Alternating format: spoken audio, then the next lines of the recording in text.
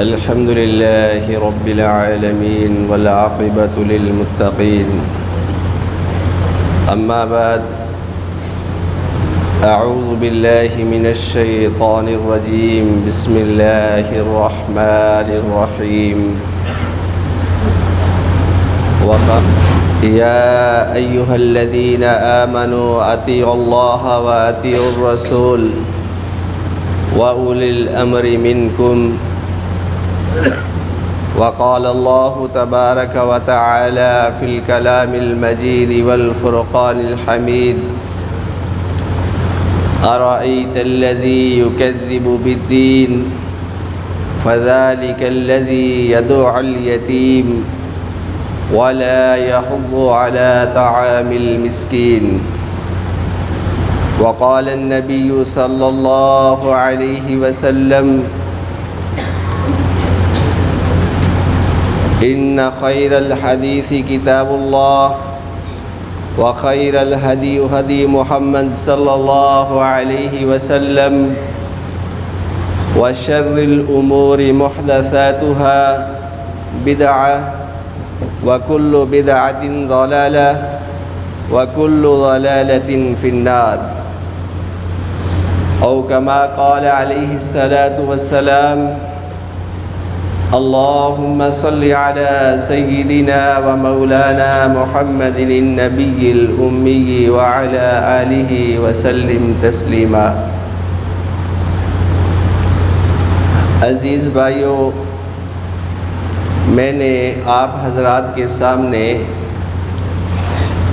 قرآن مجید فرقان حمید کی چند آیات تلاوت کی ہے.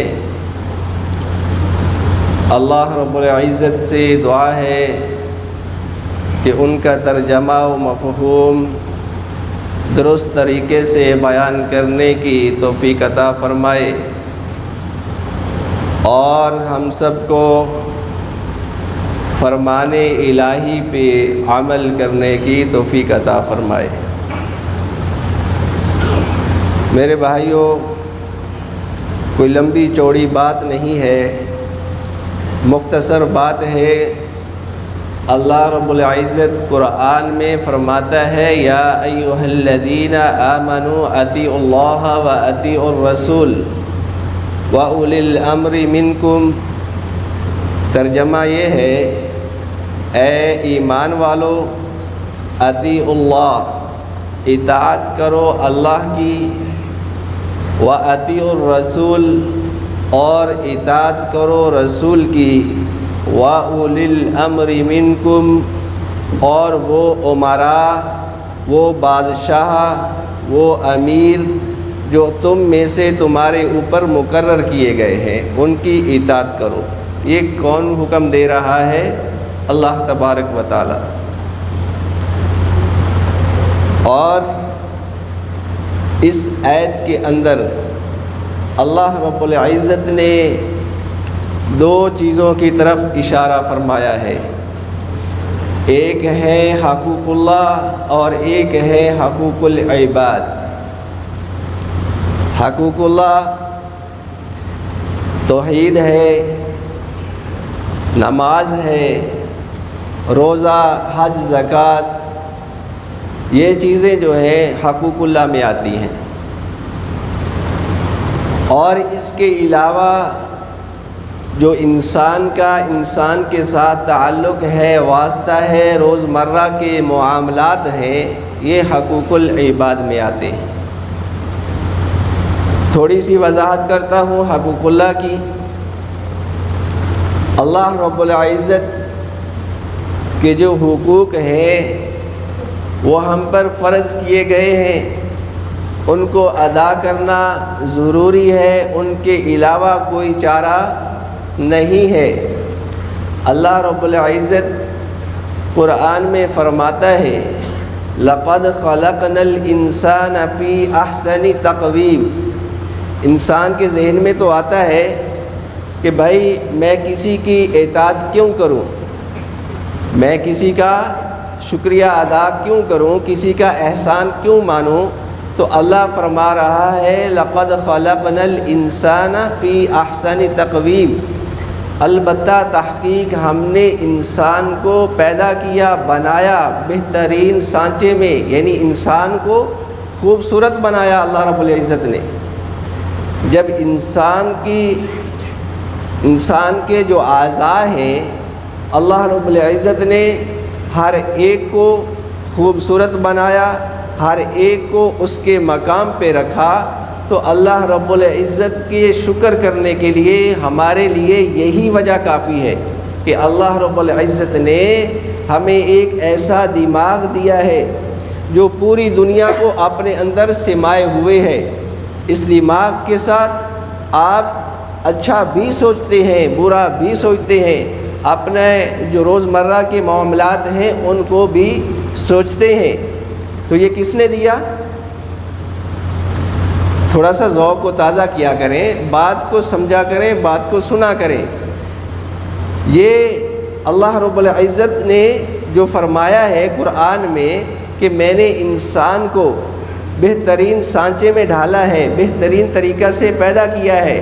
اگر کسی انسان کی جو ناک ہے وہ یہاں پہ نہیں پیشانی پہ لگی ہوتی تو ہم کچھ کر سکتے تھے؟ کچھ کر سکتے تھے؟ تو میرے بھائیوں، کیا یہ احسان نہیں ہے؟ یہ اللہ رب العزت کا ہمارے اوپر احسان نہیں ہے؟ اور پھر اسی طریقہ سے دیکھیں، اللہ رب العزت نے آپ کو اعضاء دیے ہیں اور آپ چلتے پھرتے ہیں آپ کے اندر، اسی لیے اللہ رب العزت فرماتا ہے وَفِي أَنفُسِكُمْ أَفَلَا تُبْصِرُونَ کہ تم اپنے آپ میں غور کیوں نہیں کرتے، اپنے آپ کو دیکھتے کیوں نہیں ہو؟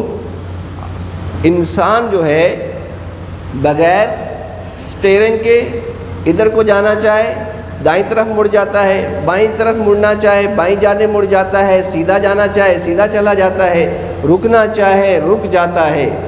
سائنس نے، ٹیکنالوجی نے وہ چیزیں بعد میں تیار کی، بعد میں ان کے اوپر ترقی ہوئی۔ ہو سکتا ہے میرا اپنا یہ خیال ہے کہ سائنس نے انسان کی طرف ہی دیکھ کر اپنے آپ میں غور کر کے ہی یہ ترقی کی ہو، تو اس میں کوئی بعیدی بات نہیں ہے۔ کیوں کہ آپ بہت ساری چیزیں جو سائنس نے ایجاد کی ہیں ان کو دیکھ سکتے ہیں کہ وہ انسان کے اوپر منطبق ہوتی ہیں، ان کی جو مثال ہے وہ انسان ہی بنتا ہے، یعنی انسان کو دیکھ کر انہوں نے وہ چیزیں تیار کی۔ میرے بھائیوں، ہمیں کیا چاہیے؟ نمبر 1، ہم اللہ پہ ایمان لائیں، اللہ پہ ایمان لائیں، اور اس طریقہ کے ساتھ ایمان لائیں جس طریقہ سے اللہ کے نبی علیہ الصلاۃ والسلام نے ہمیں بتلایا ہے۔ اور پھر دوسرا فریضہ کیا آ جاتا ہے؟ سب سے اہم جو ہے دوسرا فریضہ توحید کے بعد، اللہ کے نبی علیہ الصلاۃ والسلام پہ ایمان لانے کے بعد، وہ ہے نماز کا۔ میرے بھائیوں، نماز کو ہم لوگوں نے بس ایسا ہی کوئی فریضہ سمجھ لیا ہے کہ جس کے بغیر ہمارا جو ہے وہ گزر بسر ہو جائے گا، جس کے بغیر ہم جنت میں چلے جائیں گے، تو یہ صحیح نہیں ہے۔ اللہ رب العزت چاہے تو وہ انسان کو بغیر حساب و کتاب کے جنت میں بھیج دے، کوئی پوچھنے والا نہیں ہے۔ لیکن میرے بھائیوں، اللہ رب العزت قرآن میں فرماتا ہے کہ میں اپنے وعدے کے خلاف نہیں کرتا، میرا جو طریقہ ہے جو میں بتلا چکا ہوں میں اس کے خلاف نہیں کرتا۔ تو ہمیں چاہیے ہم نماز کو پڑھیں اس طریقہ کے ساتھ جیسے اللہ کے نبی علیہ الصلاۃ والسلام نے بذریعہ صحابہ کرام اور سینہ بسینہ اور کتابی شکل میں ہم تک یہ چیزیں پہنچی ہیں، اس طریقہ کے ساتھ ہم نماز کو ادا کریں۔ پھر اسی طریقہ سے زکوٰۃ ہے، اور جو آدمی نصاب کا مالک ہو جاتا ہے تو اس کو کیا چاہیے؟ وہ اللہ رب العزت کے راستے میں زکوٰۃ کو ادا کرے۔ اور اگر آپ کے پاس اتنا مال و دولت جمع ہو جاتا ہے کہ آپ حج کر سکتے ہیں تو پھر حج بھی کریں۔ اور رمضان کے روزے رکھنا جو ہے وہ تو آپ کو معلوم ہے ہر ایک مرد عورت غریب ہے یا امیر ہے اس کے اوپر کیا ہے؟ مسلمان پہ فرض ہے۔ دوسرے نمبر پہ حقوق العباد ہے، یہ موبائلوں پہ جو اذانیں آتی ہیں آپ ان کو بند کر دیا کریں، تو یہ کوئی گستاخی میں شمار نہیں ہوتا۔ اصل اذان وہی ہوتی ہے جو یہاں پہ دی جاتی ہے۔ موبائل میں تو 20 موبائل ہیں ہر ایک کے پاس، تو اذانیں شروع ہو جائیں تو خلاف ادب مسجد ہے، یہ یاد رکھیں۔ اذان جو ہے بند کر دیا کریں۔ اگر کسی بھائی کو سمجھ نہیں آتی تو ساتھ والا دوسرے بھائی سے کہہ دیا کرے۔ اس کے علاوہ جو حقوق العباد ہیں اس میں یہ ہے، ہمیں سوچنا ہے کہ مجھ سے میرے دوسرے بھائی کو کوئی تکلیف تو نہیں پہنچ رہی، میری وجہ سے میرا جو دوسرا بھائی ہے اس کی عزت میں کوئی کمی تو واقع نہیں ہو رہی۔ آج کل میرے بھائیوں جو غیبت ہے، یاد رکھیں، غیبت کہتے کسے ہیں؟ ہر وہ بات غیبت ہے جو میں اپنے کسی مسلمان بھائی کی غیر موجودگی میں کرتا ہوں، اور وہ ایسی بات ہے جو اس کے سامنے کروں تو اس کو ناپسند آئے، تو یہ غیبت ہے۔ بعض لوگ کہتے ہیں کہ جی ہم نے اس کے اوپر جھوٹ تو نہیں بولا، یہ خامی اس کے اندر پائی جاتی تھی، یہ بات اس کے اندر موجود تھی، اس لیے ہم نے یہ بات کر دی۔ تو میرے بھائی اسی کو تو غیبت کہا جاتا ہے۔ اور اگر وہ بات اس شخص کے اندر موجود نہیں تھی اور ہم نے کر دی تو پھر تو وہ بہتان ہو جائے گا، بہتان عظیم۔ اس کو بھی اللہ رب العزت نے بہتان عظیم یعنی بڑا گناہ کہا ہے۔ ایک ایسی بات جو ہمارے کسی بھائی میں پائی جاتی ہے اور ہم نے وہ کہہ دی، اور وہ بات اس کو ناگوار گزرے اس کے سامنے کہنے سے، تو یہ کیا ہے؟ غیبت ہے۔ اور یاد رکھیں اللہ کے نبی علیہ السلام نے غیبت کے بارے میں فرمایا، الغیبت اشد من الزنا، کہ جو غیبت ہے یہ زنا سے بھی زیادہ سخت ہے۔ زنا ہوا، ان کا معاملہ ہوا آپس میں رفع دفع، وہ اللہ کے ہاں ایک چیز لکھی جا چکی، اس کا حساب کتاب اللہ کے ساتھ ہے۔ آپ نے، میں نے کسی بھائی کی غیر موجودگی میں بات کی، اس کی عزت کو کم کرنے کے لیے اس کی مخالفت میں بات کر دی، تو یہ کیا ہوا؟ ایک تو غیبت ہو گئی، ایک یہ گناہ، دوسرا حقوق العباد کو کچلنے کا گناہ، یعنی آپ نے حقوق العباد جو ہے اس کو بھی چھوڑ دیا۔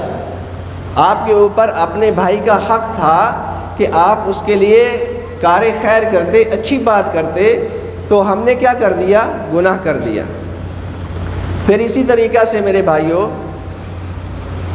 ہم گاڑی میں سوار ہو جائیں یا کوئی ایسی جگہ جہاں پہ ہم جاتے ہیں، جہاں پہ ازدحام ہوتا ہے، رش ہوتا ہے، بھیڑ ہوتی ہے، وہاں پہ ہم جاتے ہیں تو ہم ایک دوسرے کا خیال نہیں کرتے۔